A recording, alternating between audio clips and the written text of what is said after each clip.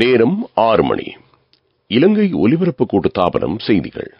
செய்தி ஆசிரியர் ஃபசான் நவாஸ், வாசிப்பவர் ஜே யோகராஜ். முதலில் தலைப்புச் செய்திகள். ஆன்லைன் கசினோ விளையாட்டை ஒழுங்குறுத்த வேண்டும் என வலியுறுத்த பாராளுமன்ற உறுப்பினர்களுக்கு ஓய்வூதிய கொடுப்பனவு அவசியமில்லை என சுட்டிக்காட்டப்பட்டுள்ளது. ஜனாதிபதியின் பதவிக்காலத்தை நீடிக்க முடியாது என ஐக்கிய மக்கள் சக்தி அறிவித்துள்ளது. கடவுச்சீட்டுகளை உரிய முறையில் பெற்றுக்கொள்ள தெளிவான அடையாள அட்டையை சமர்ப்பிக்குமாறு கோரிக்கை. காசா போர் நிறுத்தத்துக்கு ஐக்கிய நாடுகளின் பாதுகாப்பு சபையின் அங்கீகாரம். அவை தலைப்புச் செய்திகள். ஆன்லைன் மூலமான கசினோ விளையாட்டை விரைவில் ஒழுங்குறுத்த நடவடிக்கை எடுக்குமாறு பாராளுமன்றத்தின் அரச நிதி தொடர்பான குழு கோரிக்கை விடுத்துள்ளது. நிதியமைச்சுக்கு கடிதம் ஒன்றின் மூலம் இது பற்றி இந்த குழு அறிவுறுத்தல் வழங்கியுள்ளது. ஆன்லைன் ஊடாக கசினோ விளையாட்டை முன்னெடுத்துச் செல்வதற்கான சட்ட ரீதியான ஏற்பாடுகள் இதுவரை மேற்கொள்ளப்படவில்லை. ஆனால் இது பற்றி கவனம் செலுத்தாது ஆன்லைன் மூலம் கசினோ விளையாட்டை நடத்துவதன் ஊடாக அரசாங்கத்துக்கு பாரிய அளவிலான வருமான இழப்பு ஏற்படுவதாகவும் குழு சுட்டிக்காட்டியுள்ளது. அரச நிதிக்குழுவின் தலைவர் பாராளுமன்ற உறுப்பினர் கலாநிதி ஹர்ஷ டி சில்வா தலைமையில் இடம்பெற்ற கூட்டத்தின் போது இந்த விடயம் பற்றி கலந்துரையாடப்பட்டது. நிலுவைத் தொகையை கசினோவுடன் தொடர்புடைய வர்த்தகங்களில் இருந்து ஈட்டிக்கொள்வதும் முதலீட்டாளர்களை கவர்ந்தெழுப்பதும் அவசியமாகும். இதற்கென ஒழுங்குறுத்தல் அதிகார சபையொன்றை அமைக்க வேண்டும் என்றும் பாராளுமன்றத்தின் நிதி தொடர்பான குழு சுட்டிக்காட்டியுள்ளது. பாராளுமன்ற உறுப்பினர்களுக்கு ஓய்வூதிய கொடுப்பனவு அவசியமில்லை என தேசிய மக்கள் சக்தி நிறைவேற்றுக் குழுவின் உறுப்பினர் சுனில் அந்துநெத்தி தெரிவித்தார். தேசிய மக்கள் சக்தியின் கீழான அரசாங்கத்தில் பாராளுமன்ற உறுப்பினர்களுக்கு ஓய்வூதிய கொடுப்பனவை வழங்கும் முறைமை ரத்து செய்யப்படும் என்றும் அவர் கூறினார். முன்மாதிரியான அரசாங்கம் ஒன்றை முன்னெடுத்துச் செல்வது இலக்காகும் என்றும் அவர் சுட்டிக்காட்டினார். ஊழல், விரயம் என்பனவற்றை தடுப்பது இலக்காகும். மக்களிடம் இருந்து திருடப்பட்ட சொத்துக்களை அவர்களுக்கே மீண்டும் வழங்கக்கூடிய வகையில் புதிய சட்டங்கள் அறிமுகப்படுத்தப்படும் என்று பாராளுமன்ற உறுப்பினர் சுனில் அந்துநெத்தி மேலும் தெரிவித்தார். நீங்கள் கேட்டுக்கொண்டிருப்பது இலங்கை ஒலிபரப்பு கூட்டுத்தாபனத்தின் செய்திகள். உங்கள் பெருமையின் அங்கமான மக்கள் வங்கி, தேசத்தின் பெருமை.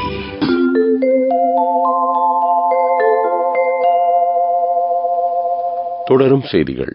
கொழும்பு நகரின் திண்மக் கழிவு முகாமைத்துவ வேலை திட்டத்தின் நிர்மாண பணிகள் பூர்த்தி செய்யப்பட்டுள்ளதாக கொழும்பு கழிவகற்றல் முகாமைத்துவ திட்டத்தின் பணிப்பாளர் சரத் மண்டார தெரிவித்தார். எதிர்வரும் ஆகஸ்ட் மாதம் முதல் இதன் பணிகளை மேற்கொள்வதற்கான வாய்ப்பு கிடைக்கும். இது தொடர்பான பரிசோதனை கடந்த 5ஆம் தேதி ஆரம்பிக்கப்பட்டது. இந்த பரிசோதனை தற்சமயம் இடம்பெற்று வருவதாகவும் அவர் கூறினார். கலனி, புத்தளம் ஆகிய இடங்களில் 2 கழிவு பரிமாற்ற மத்திய நிலையங்கள் அமைக்கப்பட உள்ளன. இதற்கான ரயில்வே உட்கட்டமைப்பு வசதிகளும் வீதி போக்குவரத்து கட்டமைப்புகளும் நிர்மாணிக்கப்பட இருக்கின்றமை குறிப்பிடத்தக்கது. ஜனாதிபதி ரணில் விக்ரமசிங்கவின் பதவிக்காலத்தை மேலும் 1 வருட காலத்துக்கு நீடிப்பதற்கான எந்த வாய்ப்பும் கிடையாது என பாராளுமன்ற உறுப்பினர் எஸ்.எம். மரிக்கார் தெரிவித்தார். அவரது பதவிக்காலத்தை மேலும் 1 வருடத்தால் நீடிப்பதற்கான வாய்ப்பு காணப்படுவதாக சில ஊடகங்கள் செய்தி வெளியிட்டிருந்தன. அபிப்பிராய வாக்கெடுப்பை நடத்துவதற்கான தயார் நிலையும் காணப்படுவதாக அரசாங்கம் அறிவித்திருந்தது. ஆனால் அபிப்பிராய வாக்கெடுப்பை நடத்த பாராளுமன்றத்தில் 3/2 பெரும்பான்மை அவசியமாகும். தற்போதைய அரசாங்கத்துக்கு அவ்வாறான ஒரு பெரும்பான்மை அதிகாரம் கிடையாது என்றும் எஸ்.எம். மரிக்கார் கூறினார். எதிர்க்கட்சித் தலைவர் அலுவலகத்தில் இன்று நடைபெற்ற செய்தியாளர் மாநாட்டில் கலந்து கொண்டு அவர் இதுபற்றி கருத்து வெளியிட்டார். அடுத்த மாதம் 16ஆம் தேதியின் பின்னர் ஜனாதிபதி தேர்தலுக்கான அழைப்பை விடுக்கும் அதிகாரம் தேர்தல் ஆணைக்குழுவுக்கு காணப்படுகிறது. இதனை மாற்றியமைப்பதற்கான அதிகாரம் ஜனாதிபதிக்கோ அரசாங்கத்துக்கோ கிடையாது என்றும் எஸ்.எம். மரிக்கார் மேலும் வலியுறுத்தினார். செப்டம்பர் மாதம் 16ஆம் தேதிக்கும் அக்டோபர் மாதம் 16ஆம் தேதிக்கும் இடைப்பட்ட காலப்பகுதியில் தேர்தல் நடத்துவது அவசியமாகும். தற்போதைய ஜனாதிபதிக்கு முன்னாள் ஜனாதிபதி கோட்டாபய ராஜபக்சவின் பதவிக்காலத்தின் எஞ்சிய காலப்பகுதியில் மட்டுமே உரிய பதவியை வகிக்க முடியும் என்றும் அவர் சுட்டிக்காட்டினார். அரசு சார்பற்ற நிறுவனங்களின் சுட்டெண்ணில் இலங்கை மேலும் முன்னேற்றம் அடைந்துள்ளது. அமைச்சர் டிரான் அலசின் வழிகாட்டலின் கீழ் மேற்கொள்ளப்பட்ட மறுசீரமைப்பு நடவடிக்கைகளின் மூலம் இதற்கான வாய்ப்பு கிடைத்துள்ளதாக அரசு சார்பற்ற நிறுவனங்களுக்கான செயலகத்தின் பணிப்பாளர் நாயகம் சஞ்சீவ விமல குணரட்ன தெரிவித்தார். சிங்கப்பூர், சீனா ஆகிய நாடுகள் இடம்பெற்றுள்ள குழுவில் 2026ஆம் ஆண்டளவில் இடம்பெறுவது இலங்கையின் இலக்காகும். இதற்கு தேவையான மறுசீரமைப்பு பணிகள் மேற்கொள்ளப்படுவதாகவும் அவர் கூறினார். அரசாங்க வைத்தியசாலைகளில் சிகிச்சை பெறும் புற்றுநோயாளர்களுக்கான மருந்து வகைகள் கையளிக்கப்படவிருக்கின்றன. அமைச்சர் ரமேஷ் பத்திரன இந்த மருந்து தொகையை சுகாதார அமைச்சு சார்பாக பெற்றுக் கொண்டார். அவற்றின் பெறுமதி 2,25,000 அமெரிக்க டாலர்களை தாண்டுகிறது. சுகாதார அமைச்சுக்கும் எல்டிஎஸ் நிறுவனத்துக்கும் இடையில் ஏற்படுத்திக் கொள்ளப்பட்ட புரிந்துணர்வு ஒப்பந்தத்துக்கு அமைய இந்த புற்றுநோய் மருந்துகள் இலங்கை வைத்தியசாலைக்கு கிடைக்க இருக்கின்றமை சிறப்பம்சமாகும். நாட்டில் நிலவிய சீரற்ற காலநிலையினால் பாதிக்கப்பட்ட மக்களுக்கு நிதி வழங்கும் நடவடிக்கை ஆரம்பிக்கப்பட்டுள்ளதாக அரசாங்கம் அறிவித்துள்ளது. வீடுகளை சுத்திகரிப்பதற்கான நிதியையும் அரசாங்கம் ஒதுக்கியுள்ளமை குறிப்பிடத்தக்கது. மேல் மாகாணத்தில் பதிவு செய்யப்பட்டுள்ள வாகனங்கள் அல்லாத ஏனைய பகுதிகளில் பதிவு செய்யப்பட்டுள்ள வாகனங்களுக்கு சபரகமு மாகாண சபை அலுவலகத்தின் ஊடாக வருமான அனுமதி பத்திரத்தை பெற்றுக் கொள்வதற்கான வாய்ப்பு கிடைத்துள்ளது. சபரகமு மாகாணத்தில் உள்ள பிரதேச செயலகங்களின் ஊடாகவும் இதனை பெற்றுக் கொள்ள முடியும். அனுமதி பத்திரத்துக்கு மேலதிகமாக சேவை கட்டணமாக 100 ரூபாய் அறவிடப்படும். வெளிநாட்டு கடவுச்சீட்டுகளை பெற்றுக் கொள்வதற்காக தெளிவான ஆள் அடையாள அட்டையை சமர்ப்பிக்குமாறு குடிவரவு குடியகழ்வு திணைக்களம் மக்களிடம் கோரிக்கை விடுத்துள்ளது. தெளிவற்ற ஆள் அடையாள அட்டையை சமர்ப்பிப்பதன் மூலம் கடவுச்சீட்டுகளை பெற்றுக் கொள்வது தாமதங்கள் ஏற்படலாம் என குடியரவு குடியகழ்வு கட்டுப்பாட்டாளர் நாயகம் ஹர்ஷ இலுக்பிட்டிய தெரிவித்தார். சகல நாடுகளும் ஏற்றுக்கொள்ளக்கூடிய வகையிலான கடவுச்சீட்டை வழங்குவது இலக்காகும் என்றும் ஹர்ஷ இலுக்பிட்டிய மேலும் தெரிவித்தார். உன்னதமான இலக்குகளை மனதில் கொண்டு நீங்கள் எடுக்கும் சரியான முடிவுகள் உங்களையும் நாட்டையும் பெருமையடைய செய்யும். நாங்கள் உங்கள் பெருமையின் அங்கமான மக்கள் வங்கி, தேசத்தின் பெருமை. பிரதான செய்தி வழங்குவோர் ஒவ்வொரு வீட்டிலும் இருக்க வேண்டிய வீட்டு வைத்தியர் சித்தாலேப. அனுராதபுரத்தில் உள்ள பாடசாலைகளுக்கு பொசொன் வாரத்தில் விடுமுறை வழங்கப்படவிருக்கிறது. இம்மாதம் 18ஆம் தேதி முதல் 20ஆம் தேதி வரை அனுராதபுரம், மிகுந்தலை, தந்திரிமலை ஆகிய பகுதிகளில் உள்ள பாடசாலைகள் மூடப்பட இருப்பதாக வடமத்திய மாகாண கல்வி அமைச்சு அறிவித்துள்ளது. அனுராதபுரம் ஜாகிரா தேசிய பாடசாலை, விவேகானந்தா தமிழ் மகாவித்தியாலயம், தேவநம்பிய தீசபுர வித்யாலயம், அல் அசர் வித்யாலயம் ஆகிய தமிழ் மொழி மூலமான பாடசாலைகளும் இந்த காலப்பகுதியில் மூடப்பட இருக்கின்றமை குறிப்பிடத்தக்கது. பிரதான செய்தி வழங்கியோர் ஒவ்வொரு வீட்டிலும் இருக்க வேண்டிய வீட்டு வைத்தியர் சித்தாலேப. உங்கள் கவனத்திற்கு காத்தான்குடி பிரதேசத்தில் உள்ள பல்வேறு வீதிகள் குண்டும் குழியுமாக மாறியிருப்பதாக எமது செய்தியாளர் அறிவித்துள்ளார். இதனால் இந்த வீதிகளின் ஊடாக வாகனங்களை செலுத்த முடியாத நிலை ஏற்பட்டிருப்பதாக அவர் கூறுகிறார். மழை காலங்களில் இந்த வீதிகளில் நீர் நிரம்புவதால் பல்வேறு பிரச்சனைகள் ஏற்பட்டிருப்பதாகவும் பிரதேசவாசிகள் கவலை வெளியிட்டுள்ளனர். இதுபற்றி உரிய அதிகாரிகள் கவனம் செலுத்த வேண்டும் என்பது மக்களின் கோரிக்கையாகும். காத்தான்குடி நகர சபையின் கவனத்துக்கு இந்த விடயத்தை சுட்டிக்காட்டுகிறோம்.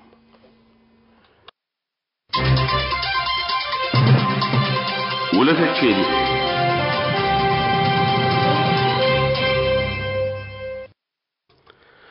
காசாவில் போர் நிறுத்தத்தை மேற்கொள்வது தொடர்பான தீர்வு திட்டத்துக்கு ஐக்கிய நாடுகளின் பாதுகாப்பு சபை ஆதரவாக வாக்களிக்க இருக்கிறது.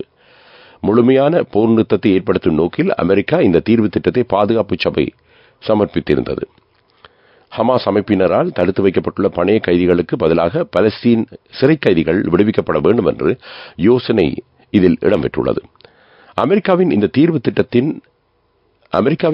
திட்டத்துக்கு ஐக்கிய நாடுகளின் பாதுகாப்பு சபையில் அங்கம் வகிக்கும் 15 நாடுகளில் 14 நாடுகள் அனுமதி அளித்திருக்கின்றன. ரஷ்யா மட்டும் இந்த வாக்கெடுப்பில் பங்கேற்கவில்லை. இஸ்ரேல் இந்த போர் நிறுத்த யோசனையை ஏற்றுக்கொண்டிருப்பதாகவும் ஹமாஸ் அமைப்பு இதனை ஏற்றுக்கொள்ள வேண்டும் என்றும் அமெரிக்கா கோரிக்கை விடுத்திருக்கின்றமை குறிப்பிடத்தக்கது. கிழக்கு அமெரிக்க நாடான மாலாவியில் உபஜனாதிபதியை ஏற்றிச் சென்ற விமானத்தின் தடயங்கள் கிடைத்திருக்கின்றன. இந்த விபத்தில் சிக்கிய எவரும் உயிர் தப்பவில்லை என்று ஜனாதிபதி லசாரஸ் சக்வேரா தெரிவித்துள்ளார்.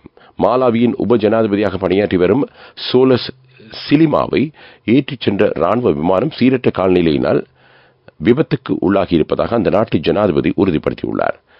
வனப்பகுதி ஒன்றில் கண்டுபிடிக்கப்பட்ட விமானத்தின் பாகங்கள் மட்டுமே எஞ்சியிருப்பதாக சர்வதேச ஊடகங்கள் செய்தி வெளியிட்டுள்ளன. அபிவிருத்தி செய்திகள். கொழும்பு துறைமுகத்தின் கிழக்கு முனையத்தின் நிர்மாணப் பணிகள் தற்சமயம் இடம்பெற்று வருவதாக துறைமுக அதிகார சபை தெரிவித்துள்ளது. ஒரே தடவையில் 3 கப்பல்கள் நங்கூரமிடக்கூடிய வகையில் இந்த முனையம் அமைக்கப்படவிருக்கிறது. கிழக்கு முனையத்தில் 55,000 கொள்கலங்களை வைப்பதற்கான வாய்ப்புகள் காணப்படுகின்றன. இதற்கென 540 மில்லியன் ரூபாய் செலவிடப்படுவதாக துறைமுக அதிகார சபை அறிவித்துள்ளது. விளையாட்டுச் செய்திகள். T20 உலகக்கிண்ண கிரிக்கெட் சுற்றுத் தொடரின் 4 பிரிவுகளில் முதலிடத்தில் உள்ள அணிகளின் விவரம் அறிவிக்கப்பட்டுள்ளது. ஏ பிரிவில் ஆக கூடுதலாக 4 புள்ளிகளை பெற்று இந்திய அணி முதலிடத்தில் உள்ளது. பி பிரிவில் 5 புள்ளிகளுடன் ஸ்காட்லாந்து அணி முதலிடத்தை தக்க வைத்துள்ளது. சி பிரிவில் ஆப்கானிஸ்தான் அணி இதுவரை இடம்பெற்ற 2 போட்டிகளிலும் வெற்றி பெற்று 4 புள்ளிகளுடன் முதலிடத்தில் உள்ளது. டி பிரிவில் 3 போட்டிகளில் வெற்றி பெற்று எந்த தோல்வியுமின்றி 6 புள்ளிகளை பெற்ற தென்னாப்பிரிக்க அணி முதலிடத்தில் உள்ளமை குறிப்பிடத்தக்கது. வர்த்தக செய்தி அனுசரணை. பட்டதாரியாகும் போது, திருமணத்தின் போது, குழந்தை பிறப்பின் போது மற்றும் 25வது திருமண ஆண்டு நிறைவின் போது 50,000 ரூபாய் வரை விசேட அனுகூலங்கள். மாதாந்தம் 12,500 ரூபாய் வீதம் சேமித்திடும் ஸ்ரீ சேவிங்ஸ் சாம்பியன்களுக்கு மேலும் பணப்பரிசுகள். வானியல் ஆய்வுத்துறையில் இலங்கை முதலாவது முதலீட்டை மேற்கொண்டிருக்கிறது. சீனாவின் டீப் ஸ்பேஸ் ஆய்வுக்கூடத்துடன் இணைந்து சுப்ரீம் டீப் ஸ்பேஸ் நிறுவனம் விண்வெளி தொடர்பான ஆய்வுகளை மேற்கொள்ளவிருக்கிறது. இலங்கைக்கு இதன் மூலம் பொருளாதார ரீதியிலான பல்வேறு நன்மைகள் கிடைக்க இருக்கின்றமை சிறப்பம்சமாகும்.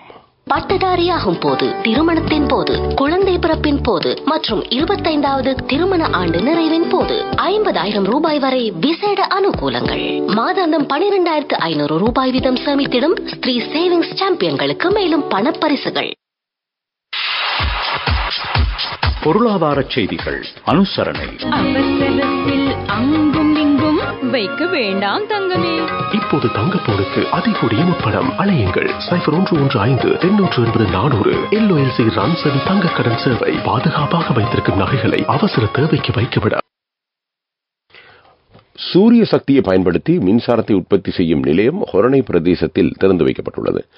யூனிலீவர் ஸ்ரீலங்கா நிறுவனம் அபான்ஸ் நிறுவனம் இணைந்து இந்த பணியை மேற்கொண்டிருக்கின்றன. இதற்கான முதலீடு 13 லட்சம் யூரோக்களாகும். ஹொரண பிரதேசத்தில் உள்ள யூனிலீவர் தொழிற்சாலைக்கு தேவையான 35% மின்சாரத்தை இதன் மூலம் உற்பத்தி செய்ய முடியும் என்று யூனிலீவர் ஸ்ரீலங்கா நிறுவனத்தின் தலைவர் அலி தாரிக் தெரிவித்துள்ளார்.